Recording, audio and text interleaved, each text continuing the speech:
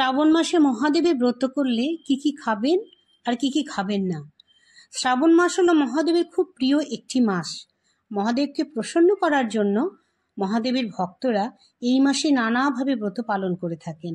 অনেকে আছেন সকালে মহাদেবের মাথায় জল ঢেলে সারাদিন নির্জলা উপোস করেন। আবার অনেকে আছেন যারা নির্জলা উপোস করতে পারেন না, তারা সারাদিন কিছু না কিছু খেয়ে ব্রত পালন করেন। শ্রাবণ মাসে সোমবার নির্জলা ব্রত করাই শ্রেয়, কিন্তু শারীরিক অসুস্থতার জন্য অনেকেই হয়তো নির্জলা উপোস করতে পারেন না। তারা কি কি খেতে পারবেন এবং কি কি খেতে পারবেন না। সব রকম পুজোর উপবাসেই তো ফল খাওয়া যায়, তাই শ্রাবণ মাসে উপবাসেও ফলাহার করা যায়। এই বিশেষ দিনে ভক্তরা শিবলিঙ্গকে দুধ দিয়ে স্নান করান, কারণ ধর্মীয় হিন্দু গ্রন্থ অনুসারে জানা যায় ভগবান শিব দুধ পছন্দ করেন।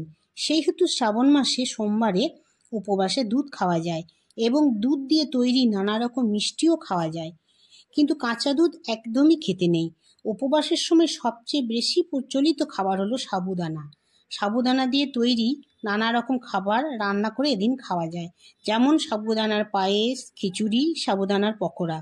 কিন্তু এদিন লবণ খাওয়া একদমই উচিত নয়, তার বদলে সিন্দুক লবণও খাওয়া যেতে পারে।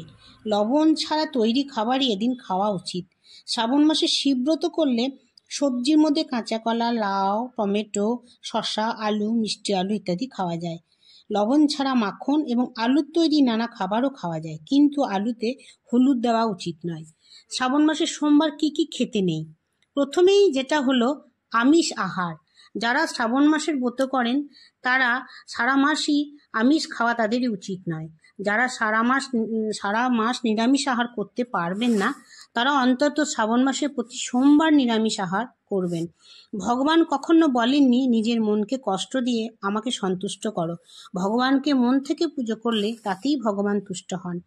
শ্রাবণ মাসে সোমবার উপোস করলে মাছ, মাংস, ডিম ও তামাক, অ্যালকোহল জাতীয় কোনো প্রকার নেশা জাতীয় দ্রব্য গ্রহণ করতে নেই। এই সময় তিলের তেলও খাওয়া যায় না। ব্রতের সময় দানা জাতীয় খাবার যেমন চাল ও গম থেকে তৈরি কিছু খাওয়া উচিত নয়। সোমবার হলো ভগবান শিবের দিন। সারা বছর শিবের ব্রত বা পুজো করা সম্ভব হয় না, তাই যদি সম্ভব হয় শ্রাবণ মাসে প্রতি সোমবার ভগবানের পুজো এবং ভগবানের ব্রত করলে সারা বছর পুজোর ফল পাওয়া যায়। শ্রাবণ মাসের সোমবার ওম নমঃ শিবায় মন্ত্রটি জপ করলে মহাদেবের বিশেষ কৃপা বর্ষিত হয়। সোমবার ব্রত করার আগের দিন অর্থাৎ রবিবারে নিরামিষ আহার করলে আরও বেশি ব্রতের ফল লাভ হয়। সোমবার সারাদিন উপোস না থাকতে পারলে সকালবেলা মহাদেবের মাথায় দুধ, জল বা পঞ্চামৃত স্নান করিয়ে পুজোর পর ফলাহার গ্রহণ করা যায়। আর যারা নির্জলা উপোস করতে পারেন তারা সন্ধ্যাবেলা মহাদেবকে জল অর্পণ করে তারপর উপবাস ভঙ্গ করেন এবং ফলাহার গ্রহণ করেন। ও